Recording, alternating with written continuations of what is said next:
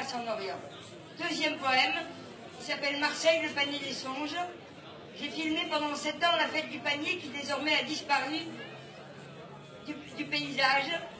Et en fait, mon film est le seul témoignage de l'existence de la fête du panier. 7 ans était né de la volonté de la population. Et donc voici le poème qui s'appelle Marseille, le panier des songes, qui est comme que vous êtes aujourd'hui un rêve éveillé.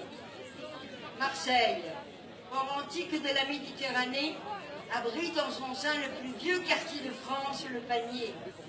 Un quartier village du monde, tout en ruelles, lassies et escaliers, niché au cœur même de la cité.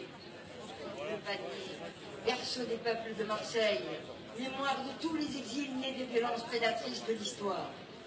Les cicatrices se referment doucement et la vie pas à pas reprend ses droits. Son cœur bat au rythme des nostalgies qui sédimentent ses murs, élevés comme des forteresses contre l'oubli, face à la mer, qui lui confie ses enfants par vagues successives. Ses habitantes et ses habitants y racontent une histoire, celle des rescapés du temps qui ont planté leurs racines dans ce village, celle des voyageurs de passage qui s'y arrêtent un instant.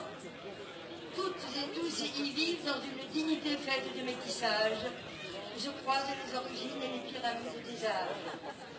Et le temps s'écoule tranquille comme accroché sur un nuage, et les corps se répartent en paix et se perpétuent des générations.